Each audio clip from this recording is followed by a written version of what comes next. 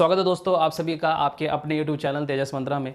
Geography 0 की series में आज हमारा जो वीडियो है, आज हम जो डिस्कस करेंगे वो भारतीय भूगोल के बारे में बात करेंगे। और भारतीय ज्योग्राफी या इंडियन ज्योग्राफी के अंदर सबसे पहले हम भारत की लोकेशन पर बात करेंगे और इसके अलावा आईएसटी के बारे में बात करेंगे। ठीक है, तो ये सारी चीज़ें आज के लेक्चर में हम लोग डिस्कस करेंगे। तो चलिए लेक्चर को स्टार्ट करते हैं। तो देखिए, सबसे पहले कोई भी कंट्री या कोई भी जगह कि लोकेशन हमें पता होनी चाहिए कि ग्लोब में जब हम उसको ढूंढेंगे तो हमें किस साइड जाना पड़ेगा, हमें ईस्ट डायरेक्शन में जाना पड़ेगा या वेस्ट में जाना पड़ेगा। ठीक है, तो जब हम अपने इंडिया की बात करते हैं, अपने भारत की बात करते हैं, तो भारत की जो स्थिति है पहले तो उसके बारे में बात करेंगे। ठीक है, तो सबसे पहले भारत की स्थिति, आप हेडिंग बना सकते हैं, भारत की स्थिति एवं विस्तार, दोनों बातें समझेंगे, एवं विस्तार। देखिए, हमारे ग्लोब के ऊपर दो तरह की लाइनें होती हैं। आपने कभी ग्लोब या मैप ध्यान से देखा हो तो कुछ इस तरीके से लाइनें होती हैं और कुछ लाइनें ऐसे होती हैं, इस तरीके से। ठीक है, तो ये जो वर्टिकल लाइनें हैं इनको बोलते हैं देशांतर रेखा, देशांतर रेखा। और ये जो आप देखते हैं हॉरिजेंटल लाइन जो होती है इनको बोलते हैं अक्षांशीय रेखा, अक्षांशीय रेखा।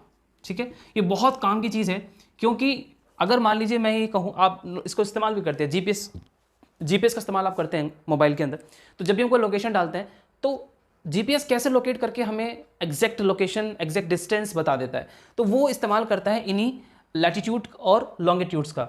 ये जो खड़ी लाइन है इसको बोलते हैं हम लोग लॉन्गिट्यूड, और जो हॉरिजॉन्टल लाइन होती है इनको अक्षांशीय रेखा बोला जाता है, इनको बोला जाता है लैटिट्यूड। इनके बारे में हम लोग अलग से टॉपिक करेंगे, अलग से क्लास लेंगे। फिलहाल आज की स्थिति के लिए मैं आपको बता रहा हूँ, आज की वीडियो के पॉइंट ऑफ व्यू से, कि किसी भी जगह की जब हमें लोकेशन देखनी होती है तो हमें उनके अक्षांशीय और देशांतरीय बिंदुओं की ज़रूरत पड़ती है। तो इसी तरीके से जब हम भारत को ग्लोब के अंदर देखेंगे तो हमें इनकी ज़रूरत पड़ती है। तो मैं आपको एक छोटा सा पहले बना के दिखा देता हूँ कि ग्लोब में भारत कहाँ पर है। ये तो भारत का इंडिविजुअल मैप है जो आपके सामने है। ठीक है, हम पहले बात करेंगे किस चीज़ की, हम बात करते हैं पहले जैसे मान लीजिए अगर हम ये ग्लोब बनाते हैं इस तरीके से, तो मैंने आपको बताया था कि एक लाइन ऐसी होती है इसकी। ठीक है, एक लाइन इसकी ऐसी होती है जो ग्लोब को दो हिस्सों में डिवाइड कर देती है। ठीक है, ये जो लाइन आप देखते हो इसको बोलते हैं 0 डिग्री की लाइन, और इसको 0 डिग्री अक्षांश रेखा बोला जाता है। 0 डिग्री अक्षांश रेखा या इसको भूमध्य रेखा भी बोला जाता है। ठीक है, इसको क्या बोला जाता है, भूमध्य रेखा इसको बोला जाता है, जो पूरी अर्थ को दो हिस्सों में बांट देती है। ऊपर का हिस्सा इसका नॉर्थ का होता है और नीचे का हिस्सा इसका साउथ का होता है, यानी कि ऊपर वाला उत्तरी गोलार्ध है, नीचे वाला दक्षिणी गोलार्ध है। इसी तरीके से एक लाइन आपकी यहाँ पर होती है। ठीक है, इसको बोलते हैं 0 डिग्री की देशांतर रेखा। क्या बोलते हैं, 0 डिग्री देशांतर रेखा। और 0 डिग्री देशांतर रेखा क्या करती है, जो पूरी अर्थ है यानी कि जो पूरी ग्लोब है ये आपको दो हिस्सों में डिवाइड कर देती है। इधर का हिस्सा जो होता है वो ईस्ट होता है और इधर का हिस्सा क्या होगा, वेस्ट होगा। तो जब हम ग्लोब में देखते हैं तो ग्लोब में हमें भारत कहाँ नजर आता है, देखते हैं अभी।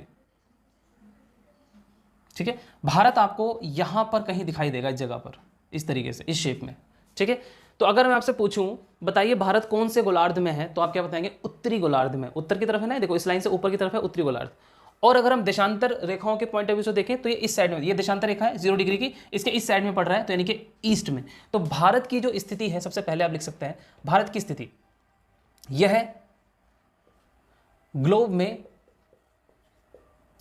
में उत्तर पश्चिम में स्थित है, उत्तर पश्चिम में स्थित है। ठीक है, पहली बात। दूसरी बात आपको पता है ये एशिया में पड़ता है और गोंडवाना लैंड का हिस्सा है, वो बात मैं लिखूंगा नहीं क्योंकि मैं पहले बता चुका हूं आपको। अब देखिए, अगर हम बात कर रहे हैं विस्तार की, भारत का जो अक्षांशीय और देशांतरीय विस्तार है उसके बारे में हम लोग बात करते हैं। देखिए, पूरे ग्लोब के ऊपर ना इस तरीके से, जैसे मान लीजिए अगर ये ग्लोब है, इस तरीके से लाइनें होती हैं। ये है इसकी लैटिट्यूड लाइंस या अक्षांशीय रेखाएं होती हैं इस तरीके से। ठीक है, नीचे भी होती है, ऊपर भी होती है, इस तरीके से होता है। और ये जो लाइनें होती हैं ये वाली, इसको बोलते हैं देशांतरीय रेखाएं, इस तरीके से। ये इसके एक टॉपिक हम लेंगे पूरा, फिलहाल मैं आपको समझाने के लिए बता रहा हूँ। तो भारत हमारा यहाँ पर कहीं है, मान लीजिए भारत यहाँ पर कहीं है, इस जगह पर। ठीक, इस जगह पर भारत है, तो कोई ना कोई अक्षांशीय रेखा होगी जो इसकी बाउंड्री बना रही होगी, और कोई ना कोई देशांतर रेखा होंगी जो इनकी बाउंड्री बना रही होगी, वही इसका अक्षांशीय और देशांतरीय विस्तार होगा। तो अगर हम दूसरी बात करें, भारत का अक्षांशीय विस्तार,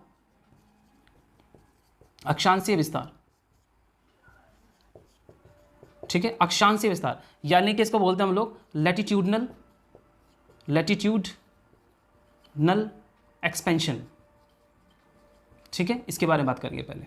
देखिए लैटिट्यूड कौन सी होती है, जो हॉरिजेंटल लाइंस होती हैं। अब मैं यहाँ पर इस ये जो यहाँ से कोई ना कोई लाइन इस तरीके से जा रही होगी, मैं ये कहना चाह रहा हूँ, कोई ना कोई लाइन इस तरीके से जा रही होगी और कोई ना कोई लाइन इसकी इस तरीके से जा रही होगी। मैंने कहा ना पूरे ग्लोब पर लाइन है, तो ये जो दो लाइनें हैं ये भारत का उत्तर और दक्षिण विस्तार कर रही होगी। इसके बीच में तो भारत है, देखो इसके बीच में भारत है, तो ये जो एरिया होगा ये भारत का उत्तर और दक्षिणी विस्तार करेगा।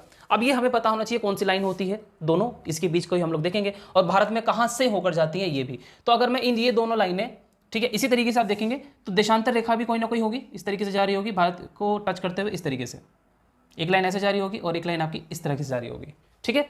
तो ये देशांतरी विस्तार बताएंगी और ये अक्षांशीय विस्तार। तो जाहिर सी बात है कहीं ना कहीं मैप में टच कर रही होगी भारत को, ये आपकी हो गई अक्षांशीय विस्तार, और एक लाइन यहाँ से जारी होगी, ये भी इसके अक्षांशीय विस्तार होगी, ठीक है। पहले इसके बारे में बात करते हैं। तो देखिए भारत का जो मुख्य भूमि का दक्षिणतम बिंदु है वो 8 डिग्री 4 मिनट से शुरू होता है, याद रखिएगा 8 डिग्री 4 मिनट। और देखिए 8 डिग्री, ये वाली लाइन है 8 डिग्री 4 मिनट की, ये वाली जो जा रही है। अब देखिए ये उत्तरी गोलार्ध में है ना, तो यहाँ पर आपको नॉर्थ लिखना पड़ेगा। 8 डिग्री 4 मिनट से लेकर ऊपर जब आप चलेंगे तो ये आपका होगा 37 डिग्री 6 मिनट आपका नॉर्थ। तो यानी कि 8 डिग्री 4 मिनट नॉर्थ से लेकर, ठीक है, 8 डिग्री 4 मिनट नॉर्थ से लेकर 37 डिग्री 6 मिनट के बीच में जो इलाका है ये भारत का विस्तार है, अक्षांशीय विस्तार। तो अगर हम बात करें अक्षांशीय विस्तार, अक्षांशीय विस्तार, ठीक है, तो आप बताएंगे कहां से कहां तक है।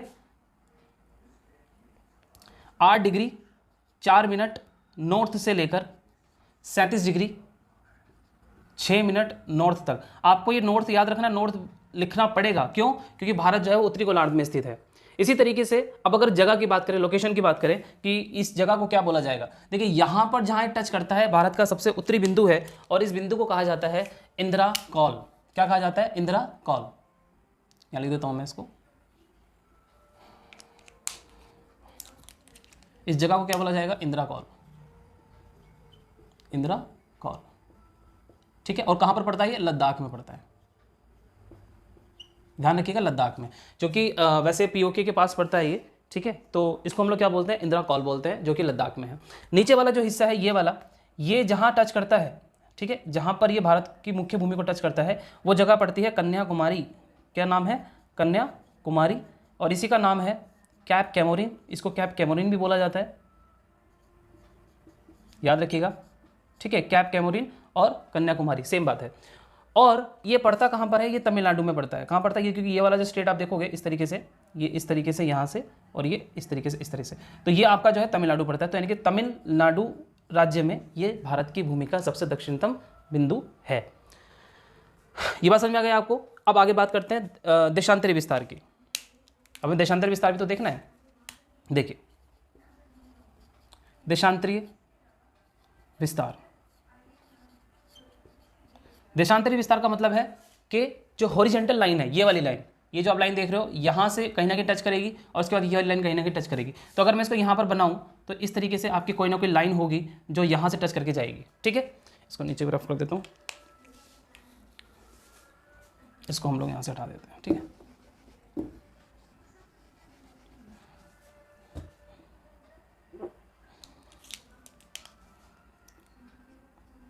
ठीक है, देखिए ये जो लाइन है ये कहीं ना कहीं से टच करके जाएगी, जो कि भारत की पश्चिमी सीमा बनाएगी, और एक लाइन आपकी यहाँ से कोई ना कोई जाएगी जो भारत की पूर्वी सीमा बनाएगी। तो ये जो जगह है, इस जगह का जो नाम है वो मैं आपको यहाँ बता देता हूँ। इस जगह को बोला जाता है, ये आपकी सर क्रीक एक जगह पड़ती है गुजरात में, है ना, सर क्रीक,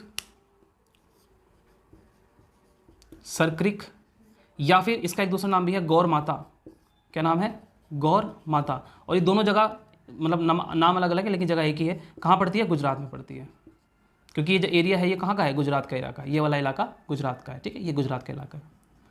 तो भारत का सबसे जो वेस्टर्न पॉइंट है वो क्या है? गौर माता या सर क्रीक, जो कि गुजरात में लाई करता है। इधर की बात करें तो यहाँ जो पॉइंट है उस जगह का नाम देख लीजिए, इस जगह का नाम है की बीथू वालांगू, है ना, वालांगू, की बीथू वालांगू, जो कि कहाँ पड़ता है? अरुणाचल प्रदेश में पड़ता है, अरुणाचल प्रदेश, ठीक है, अरुणाचल प्रदेश।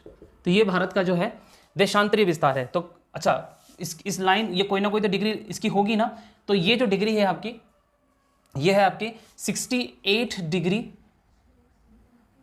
7 मिनट से ईस्ट से लेकर ये आपकी है 97 डिग्री 25 मिनट, और दोनों साइड में आप ईस्ट लगाएंगे क्योंकि भारत जो है पूर्वी देशांतर में पड़ता है। ठीक है, यहाँ तो बात समझ में आ गई आपको। चलिए आगे बात करते हैं।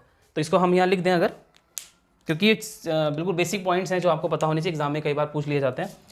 68 डिग्री 7 मिनट ईस्ट से लेकर 97 डिग्री 25 मिनट ईस्ट तक भारत का, यानी कि पश्चिम से पूरब की तरफ जो विस्तार है, क्योंकि ये जो इलाका आप देखते हो ये वाला, ये किसका है, ये अरुणाचल प्रदेश का है। ठीक है, तो यहाँ पर आप चीज़ लिख सकते हैं। चलिए अब बात करते हैं, हमने क्या देख लिया, अक्षांशीय विस्तार देख लिया और देशांतरीय विस्तार भी देख लिया। अच्छा एक बात यहाँ पर याद रखिएगा, नोट करके लिख लीजिएगा, भारत का जो सबसे, आपसे अगर पूछा जाए भारत का मुख्य भूमि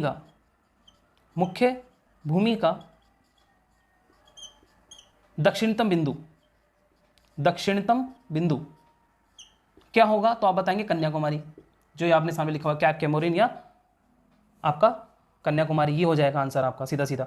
लेकिन आपने एक चीज़ और नोटिस की होगी, यहाँ पर नीचे की तरफ आपका पड़ता है अंडमान निकोबार, छोटे छोटे आइलैंड्स हैं अंडमान निकोबार, वो भी तो भारत का हिस्सा है। तो एक्चुअली में भारत का जो दक्षिणतम बिंदु है ये दो हैं, कौन कौन से हैं, देखो यहाँ इसको मैं दिखा देता हूँ आपको। यहाँ पर ये जो आप देख पा रहे हो, मैप में दिख रहा होगा आपको, लेट मी चेक, यस। तो यहाँ से एक लाइन जाती है, ठीक है, जो कि 6 डिग्री 4 मिनट की है। मैं इसको अलग से बना देता हूँ, इतना आपने नोट कर लिया होगा, एक सेकेंड, ये आपने नोट कर लिया होगा, मैं इसको रफ करके अलग से बनाता हूँ। भारत का जो दक्षिणतम बिंदु है उसके बारे में थोड़ा सा आपको ध्यान रखना है कि वो किस चीज़ का पूछ रहा है। मुख्य भूमि का दक्षिणतम बिंदु अलग है और भारत का दक्षिणतम बिंदु अलग है। ठीक है, देखिए जैसे मान लीजिए आपका ये भारत का एक रफ मैप हो गया, ठीक है, और इधर चलते हैं, अगर हम, ये जो लाइन है 8 डिग्री 4 मिनट की है, ठीक है, यहाँ पर आपका जो है इस तरीके से, इस तरीके से है, ठीक है, और यहाँ पर आपका जो है अंडमान निकोबार है 6 8 10, ठीक है।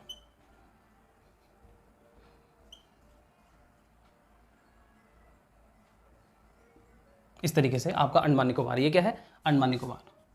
ऊपर वाला जो है ये अंडमान है और नीचे वाला जो हिस्सा है ये निकोबार है। ठीक है, तो चूंकि ये भी भारत का ही आइलैंड्स हैं, तो एक लाइन जो है यहाँ से पास होकर जाती है, देखिए यहाँ से, इस जगह से, ये जो देख रहे हो ना आइलैंड, यहाँ से इस तरीके से, ये डिग्री है, ये लाइन है 6 डिग्री 4 मिनट की। ठीक है, जो कि कहाँ से होकर जाती है, ये जो आप इलाका देख रहे हो इसको बोलते हैं ग्रेट निकोबार। क्या बोलते हैं, ग्रेट निकोबार, ग्रेट निकोबार। और क्या हो सकता है, इसका जो नाम है ग्रेट निकोबार, तो आइलैंड का नाम है, लेकिन एक्चुअली नाम आपसे पूछेगा तो आप क्या बताओगे, इंदिरा पॉइंट, इंदिरा पॉइंट। इसी को एक नाम और भी दिया जाता है, इसी को कहा जाता है क्या, पिग्मेलियन पॉइंट, पिग्मेलियन पॉइंट। तो पिग्मेलियन पॉइंट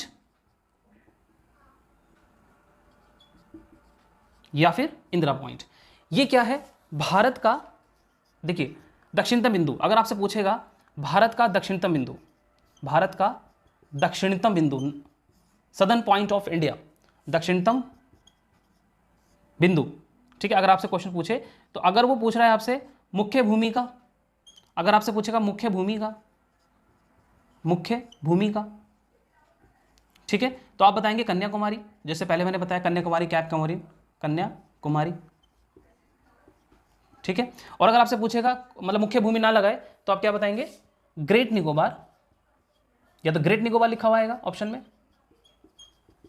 या फिर आएगा आपका इंदिरा पॉइंट। तो हाँ, इंदिरा पॉइंट, ठीक है, या फिर लिखा हुआ आएगा पिग्मेलियन पॉइंट। तो इस चीज़ को थोड़ा सा देख लीजिएगा, दक्षिणतम बिंदु में थोड़ा सा कई बार गलती होने के चांसेस होते हैं, पिग्मेलियन पॉइंट। ठीक है, उम्मीद करता हूँ ये बात आपको समझ में आ गई होगी। ठीक है, तो क्या समझाया मैंने कि मुख्य भूमि का पूछेगा तो कन्याकुमारी कैमोरिन जो कि तमिलनाडु में है, और कौन सी देशांतर कौन सी अक्षांश रेखा है 8 डिग्री 4 मिनट की। ये वाली लाइन कौन सी है 8 डिग्री 4 मिनट। लेकिन ये वाली जो लाइन है जिसकी मैं बात कर रहा हूँ, ये वाली लाइन है 8 डिग्री 4 मिनट और ये 6 डिग्री आपकी 4 मिनट की। अच्छा, यहाँ से एक लाइन और जाती है, समझ लीजिएगा, यहीं पर अंडमान निकोबार में से एक अक्षांश रेखा होकर गुजरती है, ये वाली। ये कौन सी होती है, इसको बोलते हैं 10 डिग्री चैनल। क्या बोलते हैं 10 डिग्री चैनल। तो ये समझ लीजिए 10 डिग्री चैनल जो होता है वो अंडमान निकोबार को आपस में अलग करता है। ठीक है, ये बात समझ में आ गई आपको। अब चलिए इसके आगे की बात समझते हैं। ये हमने अक्षांशीय और देशांतर विस्तार समझ लिया। ठीक है, अच्छा यहीं पर अगर हम लोग क्षेत्रफल की बात करें, भारत के क्षेत्रफल की हम लोग अगर बात करें तो क्या हम लोग बताएंगे। देखिए आप सबको पता है भारत का क्षेत्रफल कितना है, नहीं पता है तो मैं बता देता हूँ 32,87,263 वर्ग किलोमीटर जो है वो भारत का क्षेत्रफल है पूरा। ठीक है, ये सबको पता है, नहीं पता है तो आपको नोट कर लेना है, बेसिक बात है। एग्जाम में तो वैसे अब नहीं पूछा जाता है लेकिन फिर भी देखिए, अगर हम क्षेत्रफल की बात करें तो भारत का जो क्षेत्रफल है वो 32,87,263 किलोमीटर स्क्वायर या वर्ग किलोमीटर है।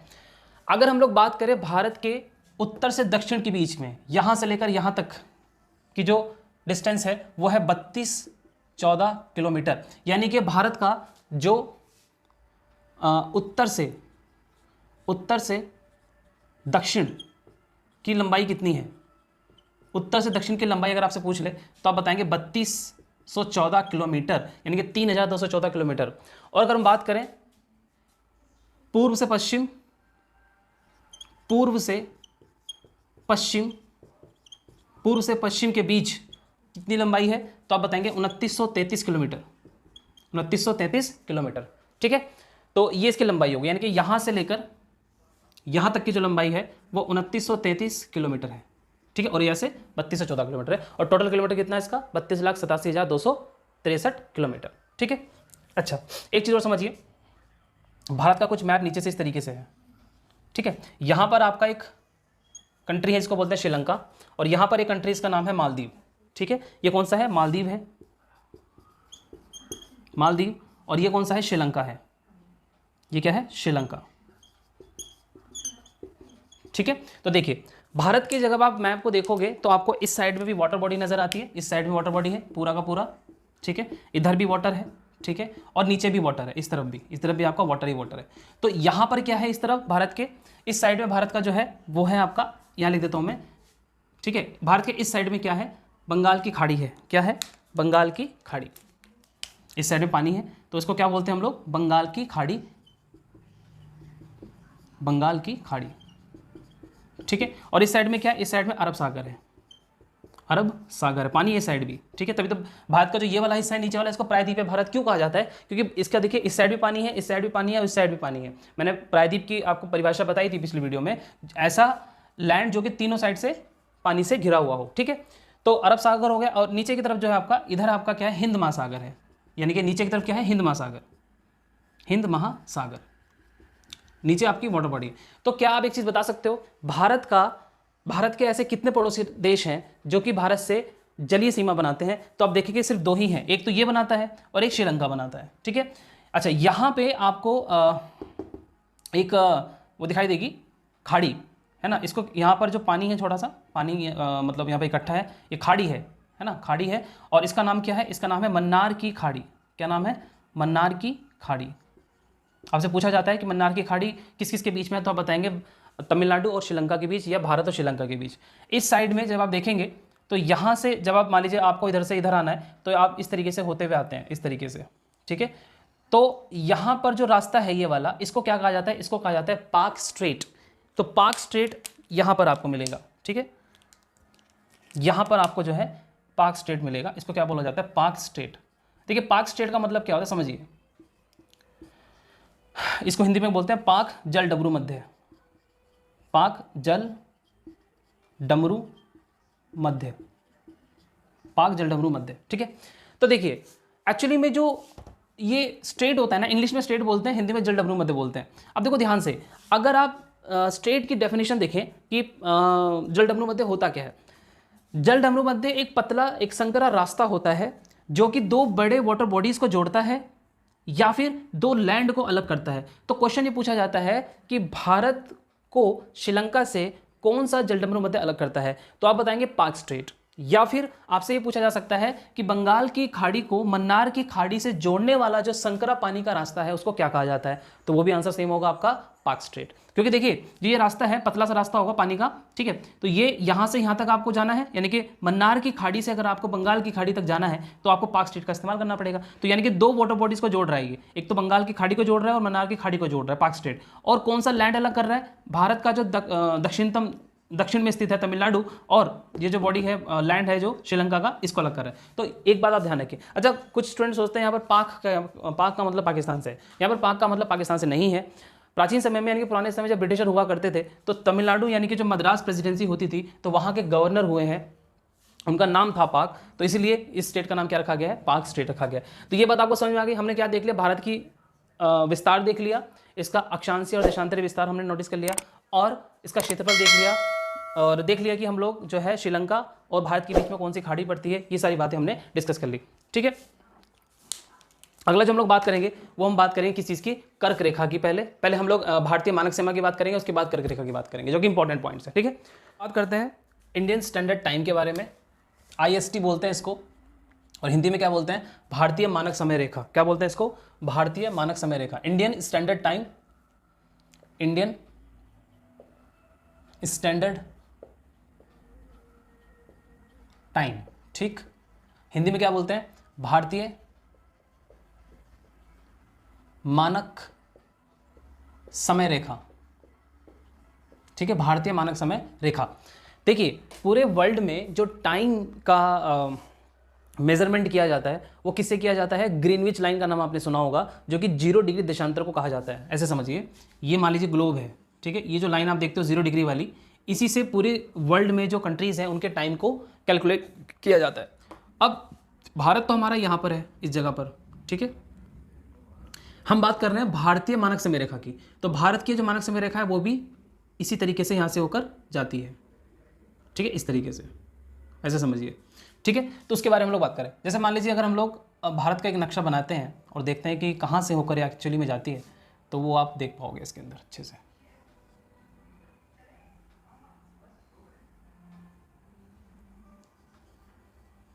ठीक है। This is the map. अब भारत की जो मानक समय रेखा है वो इस तरीके से जाती है। ये वाली जो लाइन आप देख रहे हो ना, ये वाली, ये यही लाइन है। तो पहली बात तो ये भारत की मानक समय रेखा कौन सी है? तो आप याद रखेंगे कि 82.5 डिग्री ईस्ट यानी कि पूर्वी रेखा को, पूर्वी देशांतर को क्या कहा जाता है? भारतीय मानक समय रेखा कहा जाता है। और दूसरी बात आपको ध्यान रखना है, यह है ग्रीनविच लाइन से, किससे? ग्रीनविच रेखा से, जो कि 0 डिग्री देशांतर को बोला जाता है। किसको बोला जाता है? 0 डिग्री देशांतर को बोला जाता है। ये इसके बारे में हम लोग बात करेंगे जब आपको मैं कराऊंगा लैटिट्यूड और लॉन्गिट्यूड्स, ठीक है। यह ग्रीनविच रेखा 0 डिग्री से कितने घंटे आगे है? तो आप बताएंगे 5.5 घंटे जो है ये आगे है, प्लस है, ठीक है। याद रखना 2 बातें। अब आपसे क्वेश्चन क्या पूछा जा सकता है कि जो मानक समय रेखा है ये कितने राज्यों से होकर जाती है? तो IST जो है ये भारत के कुल 5 राज्यों से होकर जाती है। कौन कौन से राज्य हैं? देखिए, सबसे पहले यूपी आएगा, उत्तर प्रदेश, ठीक है, मध्य प्रदेश, उसके बाद छत्तीसगढ़, उसके बाद उड़ीसा, और उसके बाद आंध्र प्रदेश, AP, ठीक है। AP का मतलब यहाँ पर आंध्र प्रदेश है। तो बस आपको इतना ध्यान रखना है कि कितने राज्यों से होकर जाती है और कौन कौन से राज्य से। यूपी, MP, छत्तीसगढ़, उड़ीसा और आंध्र प्रदेश, ये 5 राज्य हैं जहाँ से आपकी, ठीक है, जहाँ से आपकी IST जाती है ना। ये आपका उत्तर प्रदेश हो गया, यह जस्ट यहाँ पर आपको मध्य प्रदेश दिखाई देगा, हल्का सा टच करेगा छत्तीसगढ़, फिर यहाँ पर उड़ीसा है और नीचे आपका आंध्र प्रदेश है, ठीक है। तो IST जो है इंडियन स्टैंडर्ड टाइम, ये यूपी, MP, छत्तीसगढ़, उड़ीसा और आंध्र प्रदेश से होकर जाती है। और एक बात और नोट कर सकते हैं आप इसके अंदर कि यह उत्तर प्रदेश के, यूपी के प्रयागराज में एक जगह पड़ती है, प्रयागराज में नैनी से होकर जाती है। नैनी नामक स्थान से पास होकर जाती है, स्थान से पास होती है। उम्मीद करते हैं बात समझ में आ गई होगी आपको, ठीक है, इतनी बात।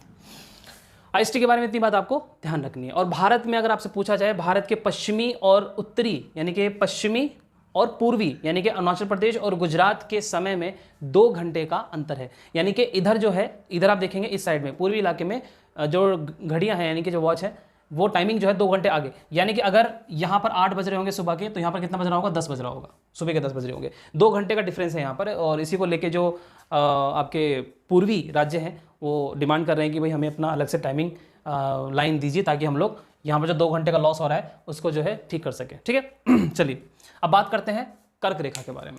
चलिए बात करते हैं कर्क रेखा के बारे में, जिसको हम लोग बोलते हैं ट्रॉपिक ऑफ कैंसर। ठीक है, और कौन सी लाइन होती है ये आप सबको पता है, 23.5 डिग्री की लाइन होती है जो कि ग्लोब पर जाती है। ठीक है, उसके बारे में बात करते हैं, क्योंकि जो कर्क रेखा है ये भारत के लगभग मध्य से होकर जाती है। ये अगर हम मान लें ये भारत का नक्शा है, ठीक है, इस तरीके से।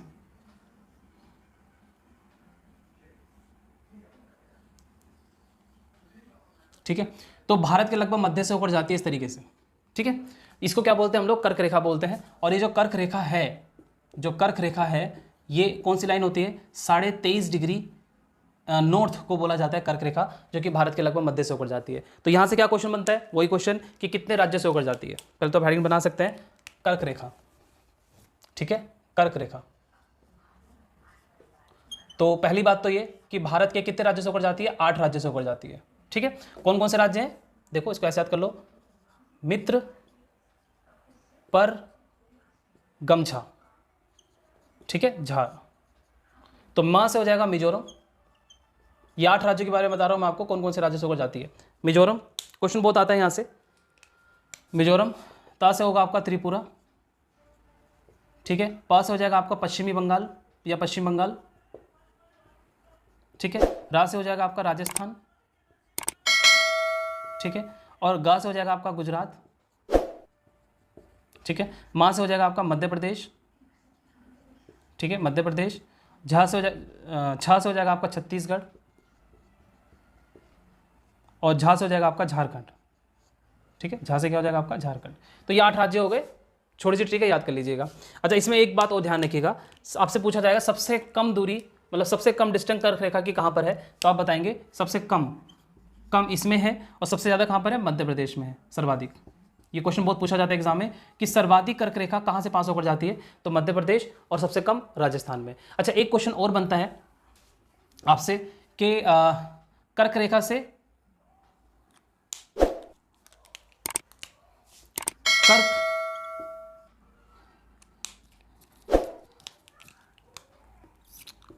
कर्क रेखा से दूरी, ठीक है, शहर, यानी कि कर्क रेखा से दूरी के आधार पर कुछ शहर के नाम आपको याद रखने हैं, या आपसे ये भी पूछ सकते हैं कि सर्वाधिक जो राजधानी है दूरी के मामले में कर्क रेखा से कौन सी है।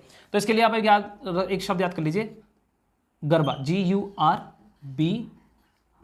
देखिए, जी का मतलब है यहाँ पर गांधीनगर, क्या है, गांधीनगर। यू से है आपका उज्जैन, क्या है, उज्जैन। आर से है आपका रांची, ठीक है।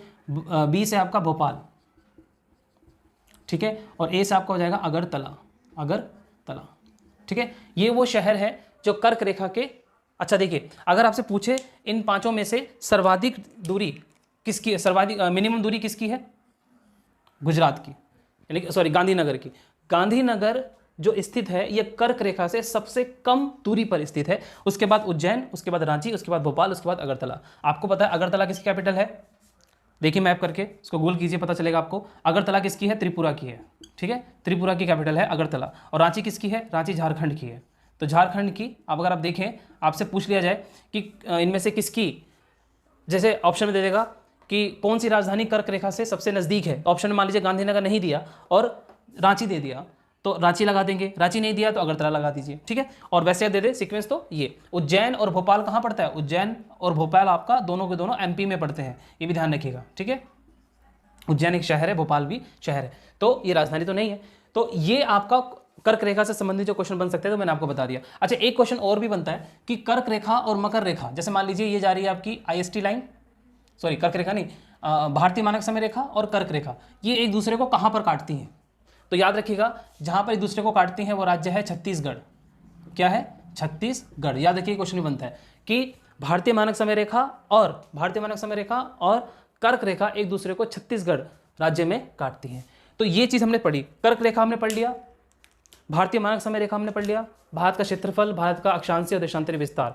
आज की वीडियो के लिए हम लोग इतना ही रखते हैं। मिलते हैं जल्दी ज्योग्राफी 0 से की सीरीज़ में। इसके बाद का जो लेक्चर होगा वो बहुत इंपॉर्टेंट है, जिसमें हम लोग बात करेंगे भारत की बाउंड्रीज़ के बारे में, भारत के स्टेट्स के बारे में। ठीक है, ये भी लेक्चर आपका बहुत इंपॉर्टेंट होने वाला है। तो जल्दी मिलते हैं अगले लेक्चर में। तब तक के लिए अगर आपको वीडियो पसंद आई है तो वीडियो को लाइक कीजिएगा, चैनल को सब्सक्राइब अगर नहीं किया है तो प्लीज़ चैनल को सब्सक्राइब कर लीजिएगा और जुड़े रहिए तेजस मंत्र के साथ। मिलते हैं जल्दी अगली वीडियो में, तब तक के लिए अपना ध्यान रखिए। Thank you so much.